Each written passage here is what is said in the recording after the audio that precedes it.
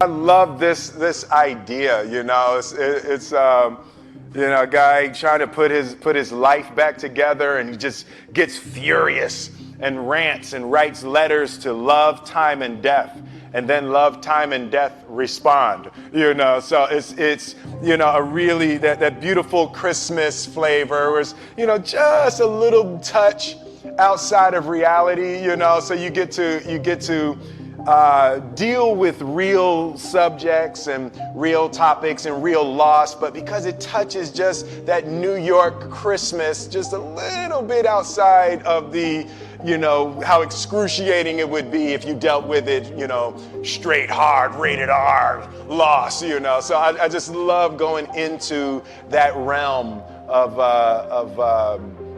the mystical, to be able to take a good look at real human issues. Yeah, when I first read it, when I first read it, every once in a while you read a screenplay, and the most important thing in a movie, well, I guess that the two most important things that I look for is, one is the universally relatable concept, right? So just at its core, when you first say it, when you say one line about it, can you connect to people? And one of the best ones I've ever had, like, was something with like I Am Legend, but it's like when you just have that one thing, and with this it was a little bit heavier, but it was a guy trying to put his life back together after an extreme loss. Right, so people can relate to that. That's an extremely relatable idea. And then I flip to the last 10 pages and the ending. It's like, this is a movie that has lots of twists and turns, but then even within the last 10 pages, there's still another surprise. When you can send people out of a movie theater with another surprise.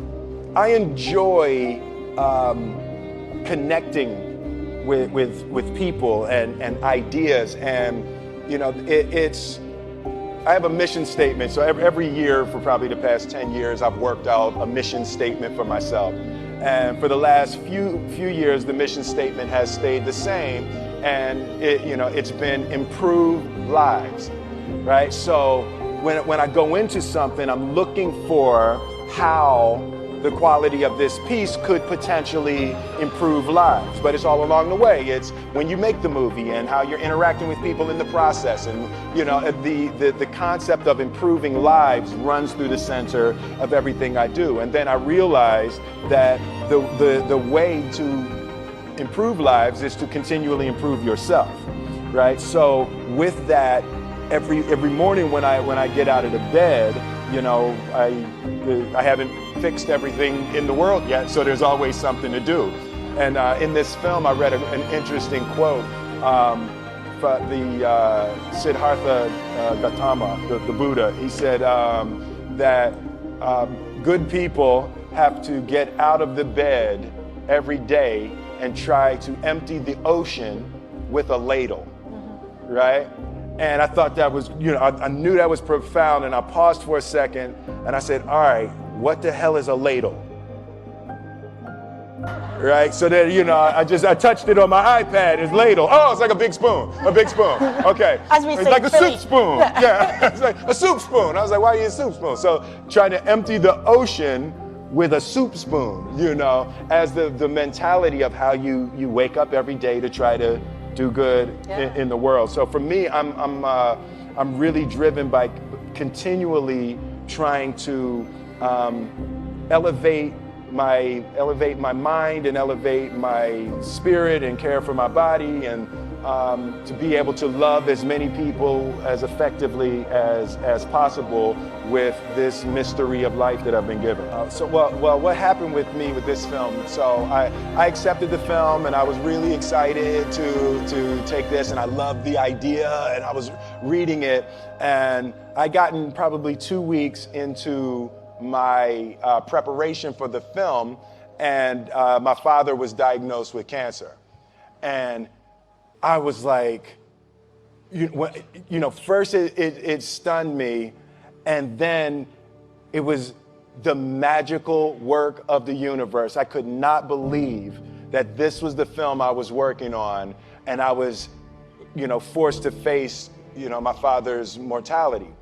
So it was rough for about a week, and I got it together, and I decided that we would use the process of the character who was suffering a loss, and I would share my preparation with my father. And so we just started talking about love, time, and death. And it was some of the most open and powerful conversations that we'd ever had. And they gave him 6 weeks, and he lived for 4 months. So about 3 months into the 6 weeks, I go to see him one day, and he said, "Man, this shit is embarrassing." But it was so beautiful, and we got to a place that we were talking open and comedically, and really, I think I was able to embody the ideas of the loss and also the redemptive quality of the pain. The loss is bound to joy. Like pain and suffering are bound to joy. The being able to survive something is actually a big part of being able to find that next wave of joy. You appreciate smaller things, right? Like, it was so magnificent for me. My father died on November 7th. But it was so powerful for me to be cleansed of box office. Like, I don't need the box office to be huge on this film. I don't need to win any awards. I don't care. It was the film that I worked on that I was actually able to comfortably and beautifully say goodbye to my father.